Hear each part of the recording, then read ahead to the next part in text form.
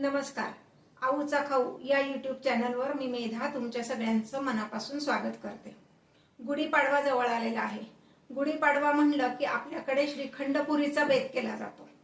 बऱ्याच जणांना श्रीखंड करताना चक्का कसा तयार करतात हे माहीत नसतं, म्हणून आपण विकत चक्का आणतो. हा विकत आणलेला चक्का त्याची क्वालिटी कशी असते माहीत नाही, त्यात काय काय भेसळ केलेली असती हे पण आपल्याला माहीत नसतं. मग हाच जर चक्का आपल्याला घरी तयार करता आला तर आपण केलेल्या श्रीखंडाची चव नक्कीच शतपटीने वाढते आणि आपण घरी केलेल्याचा आनंद नक्कीच आपला जास्ती असतो. तर मग हा मलईदार चक्का घरी कसा तयार करायचा याची रेसिपी मी तुम्हाला सांगणार आहे. चला तर मग रेसिपी बघूयात. आता आपण चक्का तयार करण्यासाठी दही कसं तयार करायचं ते आधी बघणार आहोत. त्यासाठी मी एक मोठं पातेलं घेतलंय. पातेलं स्वच्छ धुवून घ्यायचंय आणि शक्यतो दुधासाठी वेगळं पातेलं घ्यायचंय. कुठलंही आमटी भाजी करायचं पातेलं घ्यायचं नाही, नाहीतर आपल्या जे आमटी भाजीचे वास असतात मसाल्याचे ते त्या दह्याला लागतात. आता ह्यामध्ये मी अर्धा ग्लास पाणी घालणार आहे. तुम्ही म्हणाल की पाणी का घालायचं, तर दूध करपू नये म्हणून पाणी घालायचं.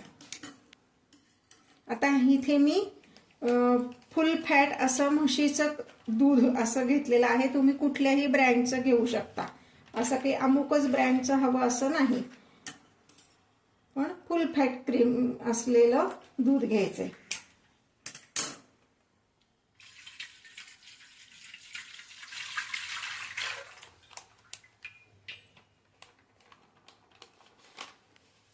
म्हणजे अगदी तुम्ही गवळ्याकडचं जरी दूध घेतलं तरी काही हरकत नाही, पण गवळ्याला सांगायचं पाणी मिक्स करू नको त्यामध्ये, नाहीतर मग सगळा चक्का तुमचा बिघडेल. कारण काही काही वेळेस काय होतं, गवळ्यांकडची म्हैस जरा जास्त पाणी पिते आणि दूध पातळ येतं.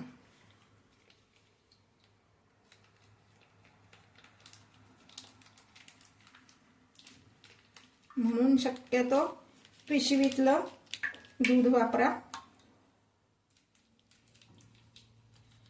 महत्वाची टीप म्हणजे दूध जेव्हा आपण तापायला ठेवणार आहे तेव्हा ते रूम टेम्परेचरचं असावं. आता हे दूध मी तापायला ठेवणार आहे.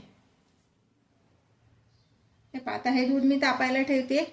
गॅस फुल फ्लेमवर ठेवायचा आहे आणि सतत हलवत असं आपण हे दूध तापवणार आहोत.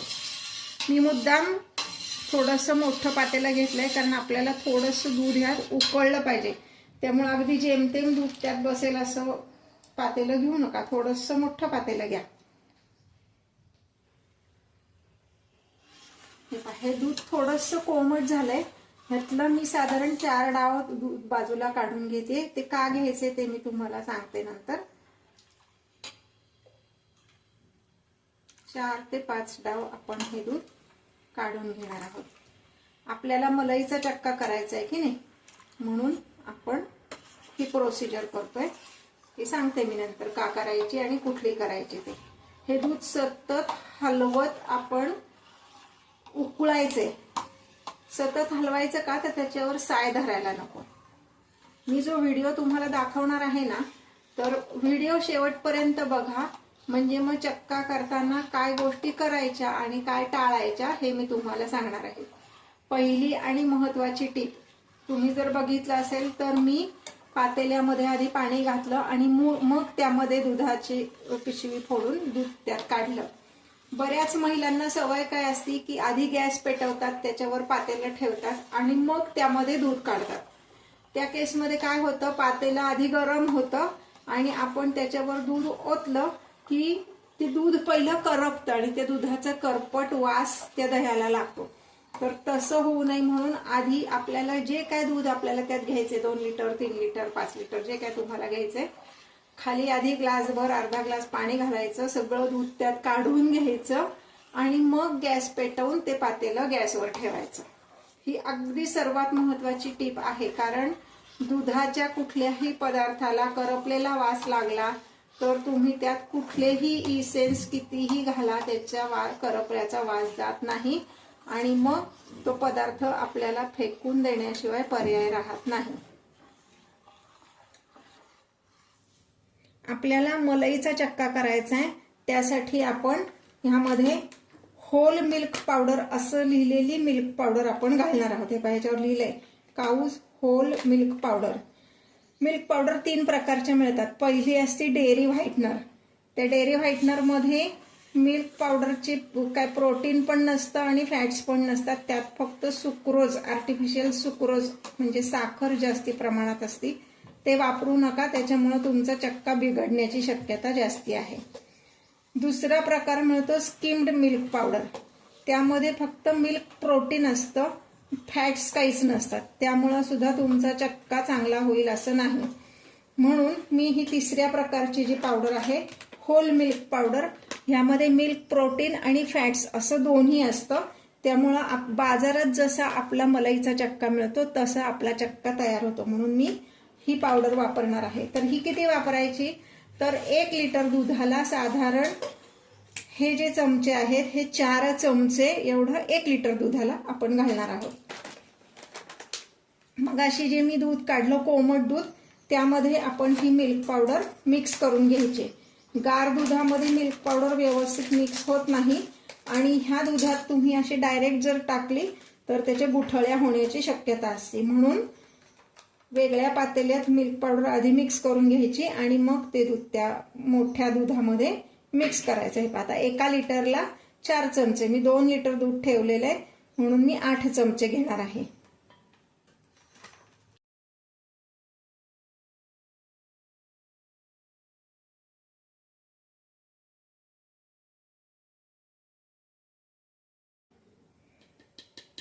हा जो चमचा मी घेतलेला आहे हा आपला जो मेजरिंग स्पून असतो त्यातला हा टेबल स्पून आहे, 1 टेबल स्पून. तर असे हे 8 टेबल स्पून मी मिल्क पावडर काढून घेतली. अजून इकडे दूध उकळतंय, तोपर्यंत हे मी मिक्स करून घेते. हे पहा, हे असं व्यवस्थित मिक्स करून घ्यायचंय. ह्याच्या सगळ्या गाठी मोडून घ्यायच्या. कोमट दुधात त्या पटकन मिक्स होतं मिल्क पावडर आणि पूर्ण गाठी त्याच्या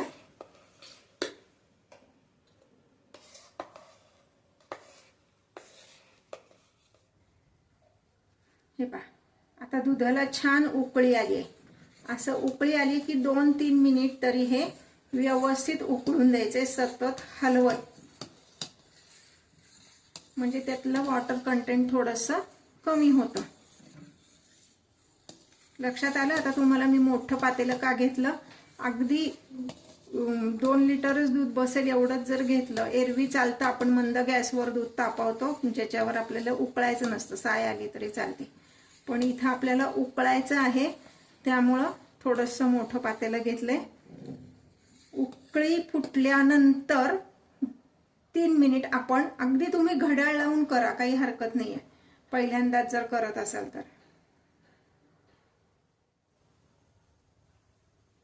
हे पहा, हे सलग 3 मिनिट उकळलेलं आहे. आता मी गॅस बंद करणार आहे आणि मग हे दूध पावडरची जी पेस्ट आहे ती त्यामध्ये घालणार आहे. गॅस बंद केल्यावर का घालायची त्याचंही कारण सांगते. मी आता गॅस बंद केलाय. ही जी दूध पावडरची पेस्ट आहे ही मी यात घालणार आहे.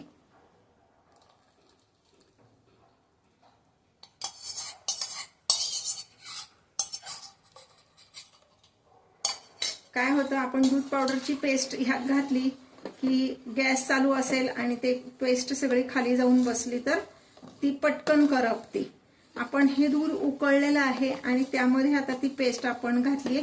पुन्हा गॅस चालू करायची काही गरज नाही. हे जे उकळलेले दूध आहे तेवढ्या ह्याच्यावरती व्यवस्थित शिजते किंवा मिक्स होते.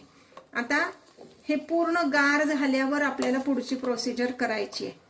पण ते गार होईपर्यंत आपल्याला मधनं सारखं त्याला हलवत राहायचे, जेणेकरून त्याला साय पकडणार नाही आणि दूध आपलं एकसंध राहील. त्याला साय आली तर काही बिघडणार नाही, ती साय आपण चक्क्यात घालू शकतो. पण आपल्याला जो एकसंध पद्धतीचा चक्का हवाय तसा जर व्हायला हवा असेल तर हे आपण मधनं सारखं असं हलवत राहायचे.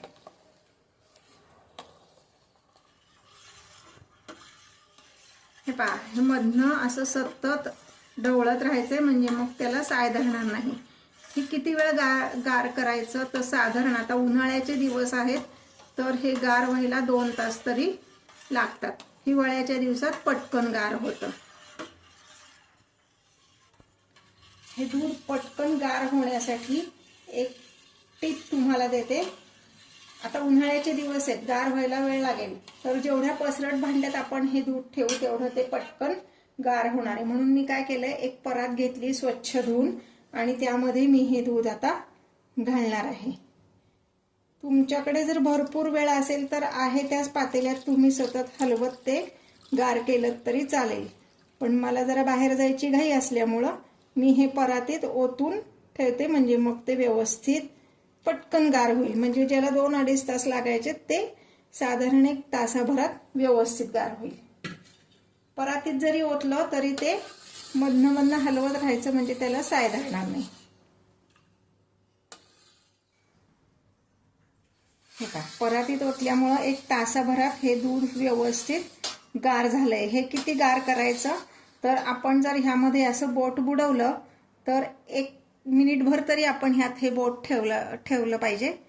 म्हणजे इतका, म्हणजे आपल्या बोटाला चटका नकोय बसायला, इतपत हे गार झालं पाहिजे. आता ह्याला आपण विरजण लावणार आहोत. विरजण किती लावायचंय तर 2 लिटर म्हणजे 1 लिटरला 1 चमचा दही या प्रमाणे लावायचे. पण दही असंच नाही घालायचं, ह्यात थोडंसं हे दूध आपण मिक्स करणार आहे म्हणजे मग ते सगळ्या दुधामध्ये व्यवस्थित पसरतं. आता मी काय करणार आहे, हे दूध परत ह्या पातेल्यात जरा काढून घेते म्हणजे त्याला विरजण व्यवस्थित लागेल. हे पहा, आता हे दही मी यात घालणार आहे. दही जास्त आंबट नसावं, घरच्या दह्याचंच मी विरजण लावते. विकतच्या दह्याचं जर तुम्हाला विरजण लावायचं असेल तर पिशवीतलं दही वापरू नका, त्याने विरजण नीट लागत नाही. डेअरीतलं सुट्ट दही आणून मग विरजण लावा. आता हे मी छान असं घुसळून घेणार आहे म्हणजे सगळीकडं छान दही ते विरजण लागतं आपलं.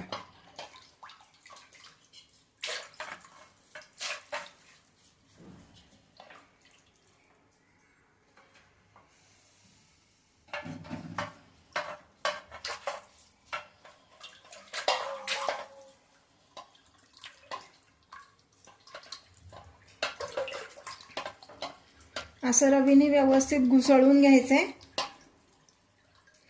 लक्षात ठेवा, दूध व्यवस्थित गार झाल्यानंतर मगच त्याला विरजण लावायचंय.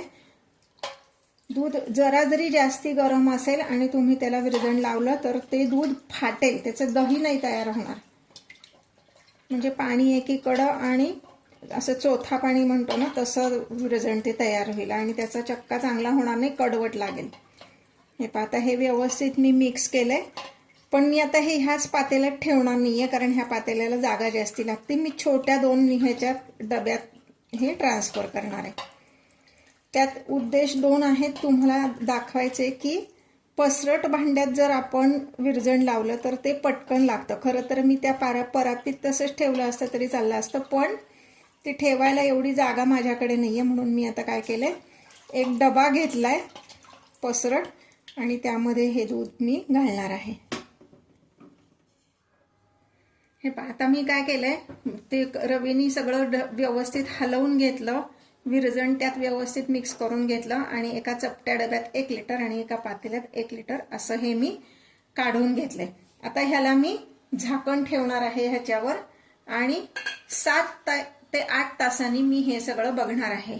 हे कुठं ठेवायचं तर जिथे आपल्याला हे सारखं हलवायला लागणार नाही, उचलायला लागणार नाही अशा ठिकाणी ठेवायचं आणि त्याला ऊनही लागायला नको आणि अति थंड ठिकाणी पण ठेवायचं नाहीये. म्हणजे ही छान घट्ट असं वडीचं दही ज्याला आपण म्हणतो असं दही तयार होईल. आता मी हे इथं ओट्यावर ठेवत नाही, दुसऱ्या ठिकाणी ठेवणार आहे की जिथे मला हे फार हलवायला लागणार नाही. 7 तासानंतर आपण हे बघूयात. हे पहा, विरजण लावून 7 तास झालेले आहेत. मी तुम्हाला दाखवते कसं दही तयार झालंय. हे पहा, एकदम असं घट्ट असं दही तयार झालंय, पातेल्यातलं पण आणि डब्यातलं पण, हे डब्यातलं पण असं छान घट्ट दही तयार झालंय. हे पहा, आता मी काय करणार आहे, हे ओव्हरनाईट मी आता हे फ्रीजमध्ये ठेवणार आहे. म्हणजे आपण दुपारी 1 वाजता दही विरजण लावलं होतं, आता 8, 8:15 झालेले आहेत. तर हे 7 तासानंतर असं छान घट्ट दही तयार झालेलं आहे. आता रात्रभर मी हे फ्रीजमध्ये ठेवणार, म्हणजे हे अजून छान घट्ट होतं आणि मग पुढची प्रोसेस आपण करणार आहे. हे पहा, असं हे छान घट्ट असं, हे पहा वडीचं दही ज्याला म्हणतो ना, असं हे दही आपलं तयार आहे. हे डब्यातलं पण तसंच झालंय आणि पातेल्यातलं पण तसंच झालंय. इतकं घट्ट दही व्हायला हवं. आता आपण ह्याचा चक्का बांधून ठेवणार आहोत. हे पहा, आता चक्का तयार करण्यासाठी मी असा एक डबा घेतलाय, त्याच्यावर ही एक चाळणी ठेवणार आहे. जी आपण चक्का गाळायला वापरतो ना, किंवा पुरण गाळायला, तीच चाळणी घ्यायची. आणि हे असं कापड, स्वच्छ पांढरं कापड, हे मी डबल केलेलं आहे घडी आणि ओलं केलंय थोडं. आता ह्यामध्ये आपण हे तयार झालेलं दही घालणार आहोत.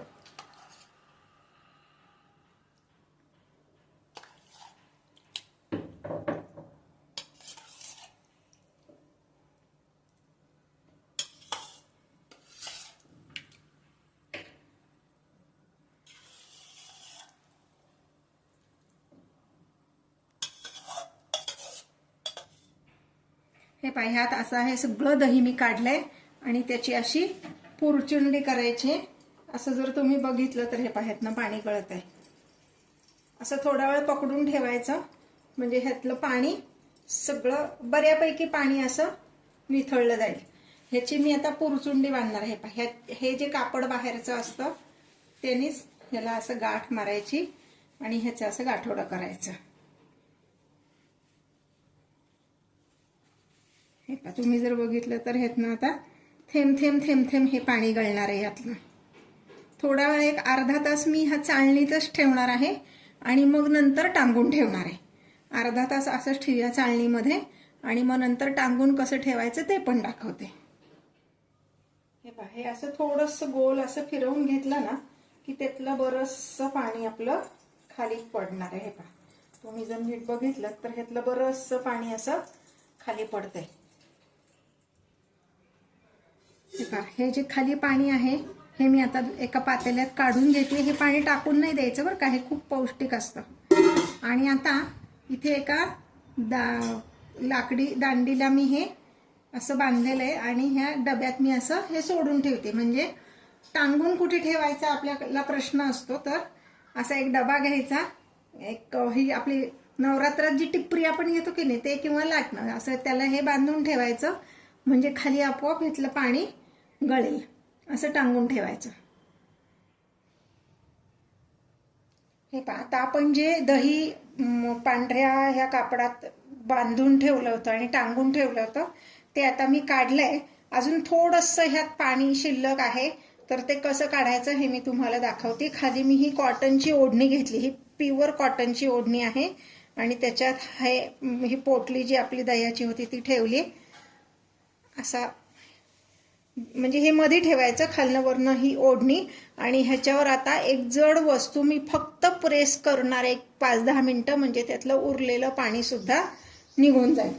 आता मी काय करते, ह्याच्यावर हे ताट ठेवते आणि हा जो पोळपाट आहे, ह्या पोळपाट त्याच्यावर जड असा ठेवून हे जस्ट मी असं प्रेस करणार आहे. आणि हे फार नाही, अगदी 2-4 मिनिटं जरी केलं ना तरी त्यातलं सगळं पाणी निघून जाणार आहे. आपण टोटल 7 तास हे बांधून ठेवलं होतं, त्यामुळं सगळं पाणी निघून गेलंय. माझं काय झालंय, मी जे पांढरं कापड घेतलं होतं ते किंचित त्यात सिंथेटिक धागा असल्यामुळं सगळं पाणी शोषलं गेलं नाही. तुम्ही जर पूर्ण कॉटनचा पंचा घेतलात तर आपण जे टांगतो तेव्हाच त्यातलं सगळं पाणी निघून जाईल. हे पाहता, इथे जर पाहिलं तर हे खालचं थोडंसं ओलं झालंय, फार नाही पण थोडं जे काय होतं पाणी ते त्यातलं निघून गेलंय. आणि आता मी तुम्हाला दाखवते. हे पहा, कसा घट्ट छान असा हा चक्का तयार झालेला आहे. असं जर तुम्ही बघितलं तर बाहेरनं जो विकत तुम्ही चक्का आणता ना, सेम तसाच हा चक्का आपला तयार झालेला आहे. आता मी हा तुम्हाला मोजून दाखवते की 2 लिटर दुधामध्ये वजनी किती चक्का तयार झालाय.